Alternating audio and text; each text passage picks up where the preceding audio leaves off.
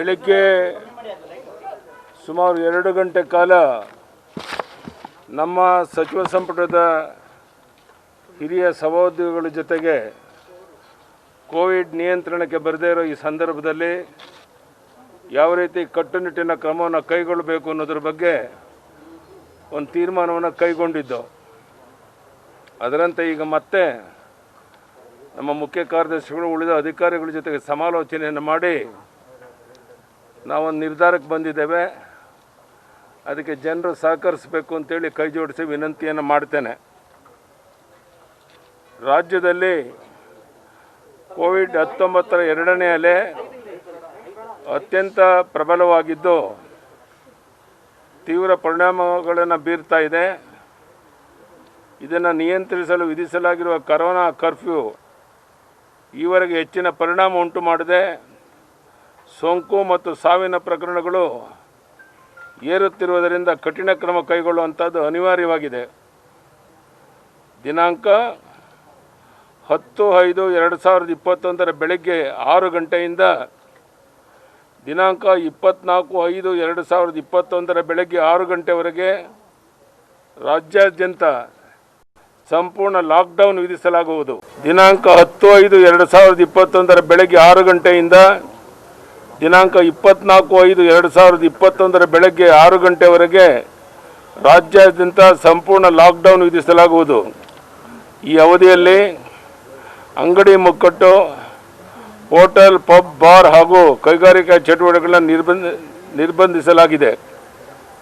ಆಹಾರ, ಔಷಧಿ, ಹಾಲು, ಹಣ್ಣು, ಮಾಂಸದ ಅಂಗಡಿ, ತರಕಾರಿ ಹಾಗೂ ಇತರೆ ಅಗತ್ಯ ವಸ್ತುಗಳ ಸರಬರಾಜು ಮತ್ತು ಮಾರಾಟಕ್ಕೆ ತೊಂದರೆಯಾಗದಂತೆ ಬೆಳಗ್ಗೆ 6 ಗಂಟೆಯಿಂದ 10 ಗಂಟೆವರೆಗೆ ಮಾತ್ರ ಅಂಗಡಿಗಳನ್ನು ತೆರೆಯಲು ಅನುಮತಿ ಕೊಡಲಾಗಿದೆ. ಹಾಲಿನ ಬೂತ್ಗಳು ಬೆಳಗ್ಗೆ 6 ಗಂಟೆಯಿಂದ ಸಂಜೆ 6 ಗಂಟೆವರೆಗೆ ತೆರೆದಿರುತ್ತೆ.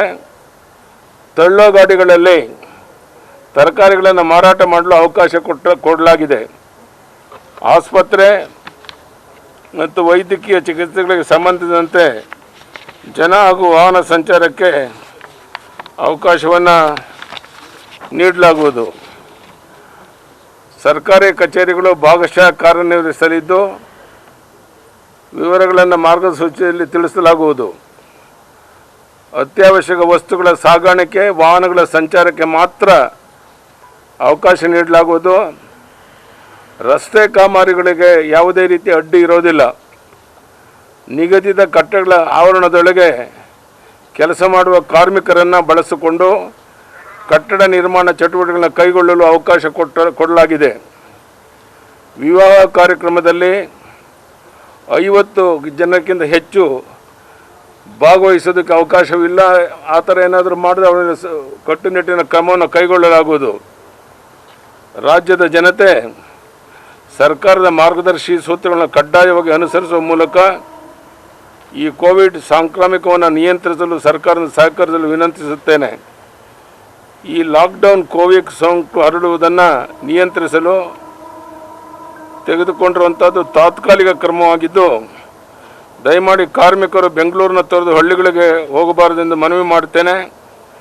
ಮತ್ತು ಕಟ್ಟಡ ಕಾಮಗಾರಿ ಮತ್ತು ಕೈಗಾರಿಕೆಗಳಿರುವ ಅಲ್ಲೇ ಏನು ಜನ ವಾಸಿಸ್ತಾ ಇದ್ದಾರೆ ಅಲ್ಲಿ ಕಾರ್ಮಿಕರು ಅಂಥ ಚಟುವಟಿಕೆಗಳಿಗೆ ಅನುಮತಿ ನೀಡಲಾಗಿದೆ.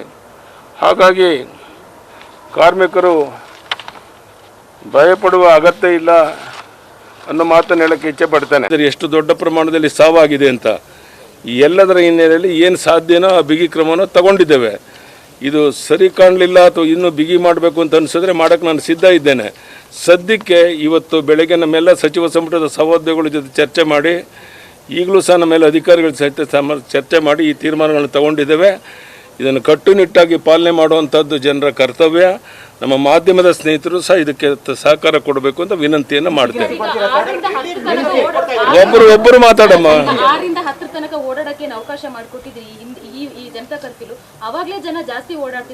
ತಾಯಿ ಒಂದು ನಿಮಿಷ ಕೇಳುವ. ನೀನು ಬೆಳಿಗ್ಗೆ ಎದ್ದ ತಕ್ಷಣ ಅವರು ಬೇಕಾದಂಥ ವಸ್ತುಗಳನ್ನು ಕೊಂಡ್ಕೊಳ್ಳೋಕೆ ಅವಕಾಶ ಮಾಡಿಕೊಡದೇ ಇದ್ದರೆ ಮುಂದೆ ಅವ್ರು ಏನು ಹೇಗೆ ಬದುಕಬೇಕು? ಅದಕ್ಕೋಸ್ಕರ ರೀ ನಾವು ಇನ್ಫ್ಯಾಕ್ಟ್ 2 days ಒಂದ್ಸರಿ ಮಾಡಬೇಕು ಅಂತಿದ್ದು. ರಶ್ ಆಗುತ್ತೆ ಅಂತೇಳಿ ಎವ್ರಿ ಡೇ 6 ಗಂಟೆಯಿಂದ 10 ಗಂಟೆವರೆಗೂ ಮಾಡಿದ್ದೇವೆ. 10 ಗಂಟೆ ಮೇಲೆ 1 ನಿಮಿಷ ಸಹ ಅವಕಾಶ ಮಾಡಿಕೊಡೋದಿಲ್ಲ. ಸ್ಟ್ರಿಕ್ಟಾಗಿ ಫಾಲೋ ಮಾಡ್ತೇವೆ.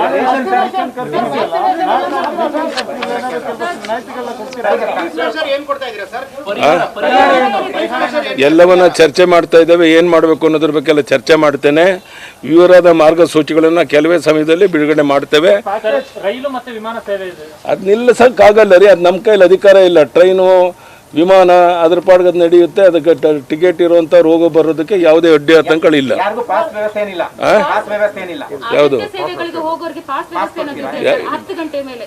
ಇಲ್ಲಮ್ಮ, 10 ಗಂಟೆ ಮೇಲೆ ಯಾರಿಗೂ ಪರ್ಮಿಷನ್ ಅದಕ್ಕೆ ಪರ್ಮಿಷನ್ ಕೊಡ್ತೀವಿ. अस्सलाम वालेकुम, मैं डॉक्टर नौशाद मड़गी हॉस्पिटल नवबाग बीजापुर से। हमारा एक नया कोरोना वार्ड का यूनिट शुरू कर रहे हैं हम अपने हॉस्पिटल में। तो पहले से हमारा पीडियाट्रिक और गायनेक यूनिट चल रहा है कई सालों से। इसके अलावा हम लोग सेपरेट 20 बेड का कोरोना वार्ड शुरू किए हैं, जिसमें ऑक्सीजन फैसिलिटी और सारे मशीनरी भी फैसिलिटीज़ मिलेंगे। और इस वार्ड में हमारे 2 से 3 MD मेडिसिन फिजिशियंस भी आ रहे हैं, उनकी निगरानी में ये वार्ड चलता रहेगा। और यहाँ पे दूसरे हॉस्पिटल्स के कंपेयर में बिल्स भी बहुत वाजिब दाम में रहेंगे। और इसके साथ हमारे यहाँ कोरोना का वैक्सीनेशन सेंटर भी है। और हम लोगों से यही गुजारिश है, वैक्सीनेशन लगाएं, मास्क पहने, सैनिटाइज़र यूज़ करें और जितना हो सके उतना सोशल डिस्टेंसिंग मेंटेन करें और अपना ख्याल रखें। हर जगह जो आज का जो कोरोना का जो मारामारी चल रही है, हर जगह इसकी वजह से बेडों की कमी है, ऑक्सीजन की कमी है। इसे देखते हुए हम लोग एक नया अपने तरफ से एक सर्विस का एक कोशिश कर रहे हैं।